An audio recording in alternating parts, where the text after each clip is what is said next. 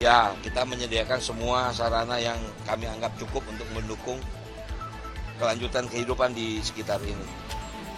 Selain tenda dom ini, Pemprov DKI juga memberikan dukungan lainnya seperti sembako, paket alat mandi, paket keperluan anak sekolah, dan makanan siap saji. Oke, Basnas.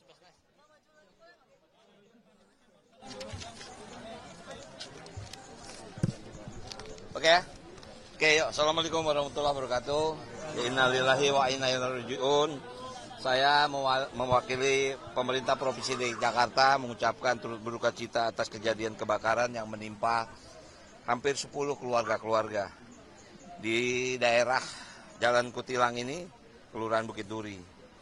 Dari informasi yang kami terima, bangunan yang terbakar sebanyak 3 bangunan, di mana satu diantaranya merupakan tempat kos. Api diperkirakan berasal dari percikan api akibat kos listrik di sebuah kamar kos yang kosong. Terdapat 2 korban luka dan 4 korban jiwa. 2 korban jiwa diantaranya adalah anak balita dan 2 lainnya merupakan siswa sekolah dasar. Korban jiwa insya Allah telah diidentifikasi di Rumah Sakit Polri dan insya Allah hari ini akan segera dimakamkan.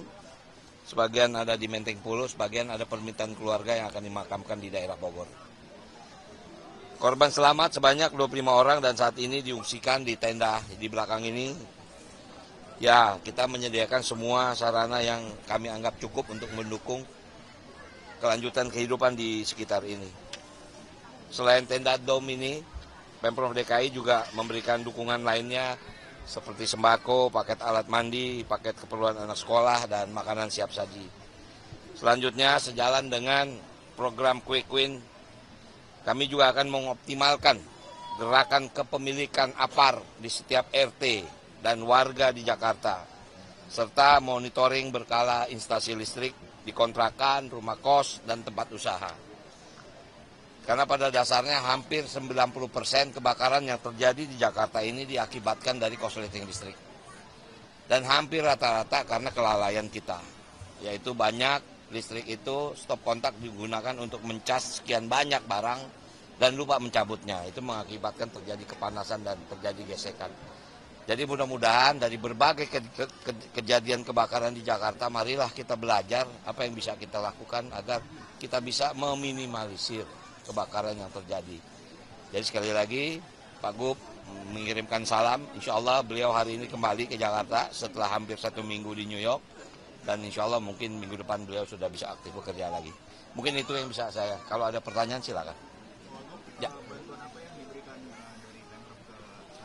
Saya minta maaf tidak menyebut ya. Tapi tadi teman-teman lihat memang ada kriteria. Keluarga yang mengalami naas, 2 anaknya meninggal, kita berikan santunan. Kemudian keluarga yang anaknya meninggal 1 orang juga kita berikan santunan. Saya tidak ingin menyebut jumlah, tapi artinya itulah maksimal Basnas telah banyak memberikan bantuan kepada kita juga. Nah kemudian saya mendapat informasi bahwa ada rumah terdampak. Insya Allah kita akan bedah rumah. Mudah-mudahan ibu yang meninggalkan tempat itu bisa melanjutkan kehidupan lagi. Tapi tentu saja bedah rumah baru bisa dilakukan apabila memang garis polisi sudah tercabut. Karena kan sekarang ini masih istilahnya masih pemeriksaan dari kepolisian. Nah, itulah yang memang langkah-langkah yang kita. Yang pasti tim kesehatan semua tetap sini, Dinsos semua tetap di sini sampai selesai masalah ini. Itu yang bisa kami lakukan. Oke? Ya. Ada 10 kakak yang terdampak begitu, apakah nanti didorong juga untuk mungkin direlokasi ke rusun begitu?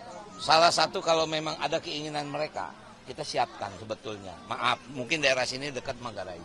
Kita ada rusun Pasar Rumput, ya kan? Dulu teman-teman juga tahu di situ sebagian juga.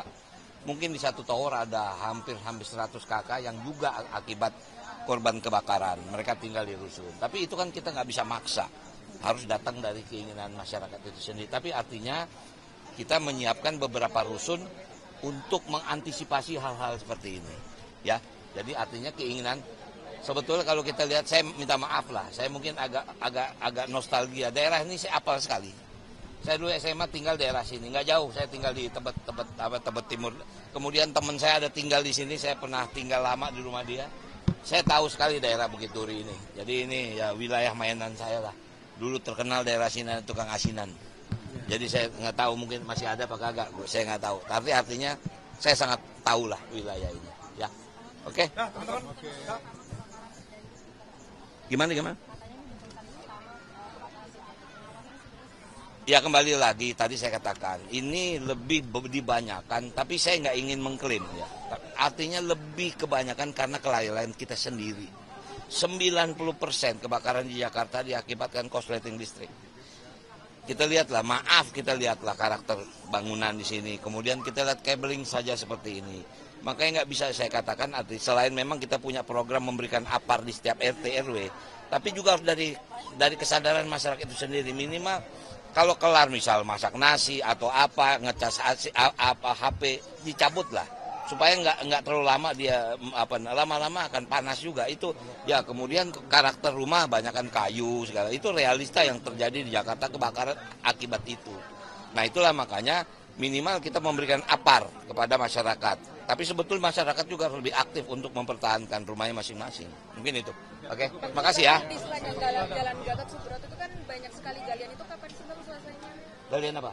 Galian-galian jalanan gitu di sepanjang Jalan Gatot Subroto sampai Pancoran di... Nah itu harus kita lihat. Ada galian pemerintah pusat, ada juga galian kita, itu mesti kita lihat. Itu ada yang buat limbah, ada yang buat cabling, itu mesti kita lihat. Berarti kapan selesainya? Harus segera selesai. Pak Gub juga mau segera selesai. Ya? Kan banyak Oke. korbannya Bang.